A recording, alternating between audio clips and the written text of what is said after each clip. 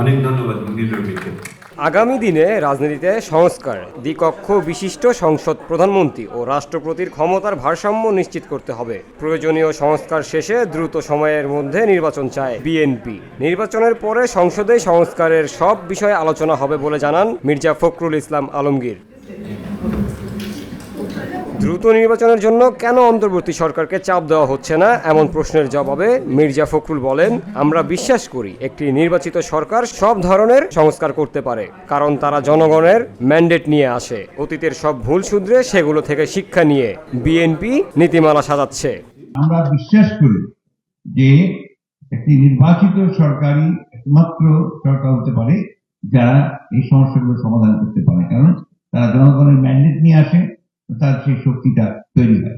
আমাদের দায়িত্ব হবে তাদেরকে যতটুকু সম্ভব সাহায্য করা। যে কারণে আমরা সংস্কার যে প্রস্তাব তারা দিয়েছেন, আমরা বলছি যে আমরা সংস্কার প্রস্তাবে আমাদের সম্পূর্ণ সম্মতি আছে, কিন্তু একই সঙ্গে আমরা যে কথা জোর দিচ্ছি যে নির্বাচনের ঘোষণাটা তাড়াতাড়ি হওয়া উচিত। কারণ আমাদের অভিজ্ঞতা আমরা দেখেছি যে নির্বাচনটা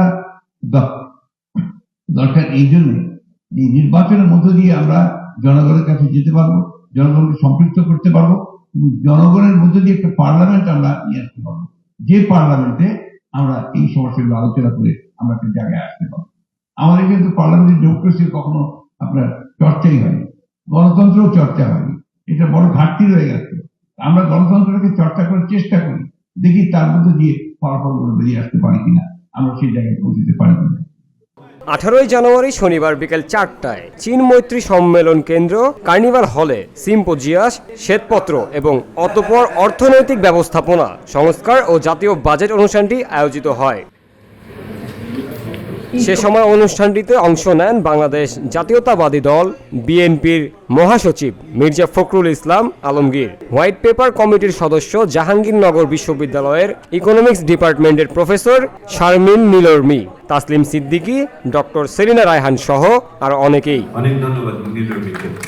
জামিল হোসেন জিতু, বিওডি বাংলা, ঢাকা। আপনার কলিগসরা আপনারা সকলে জানেন